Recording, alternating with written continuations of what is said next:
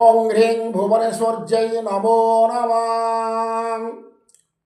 आपण को प्रबल शत्रु हैरान करुछंती कि जदि हैरान करुछंती कौन सी शनिवार अर्धरात्र आपण गोटे अरख गछ मूल को जातु एवं गोटे कला डट पेन सांगे नियंतु अरख पत्र गोटे आणतु तादेह शत्रु का नाम को लिखि दिंतु गोटे मंत्र मु डाकुछि से मंत्र मध्य लिखंतु डट पेन साहाय्य ओं ऐं ह्रीं क्लीं चामुंडाई विच्चे शत्रु हन हन दह दह पच पच मथ मथ हुं फट स्वाहा यही मंत्र को लिखि दिंतु 108 थर जप करंतु से मंत्र को जप सरीगला परे ताकु तीन भांग कर दिंतु अरख पत्र को ताकु आनी शत्रुर घर द्वार मुहरे ताकु पोति दिंतु गाता घोड़िकी देखिए से दिन ठारू आपणकर शत्रु आउ रही शत्रु निपात हो प्रयोग पर देखिए आउ शत्रु नहीं शत्रु आपणकर मित्र भली कार्य कर।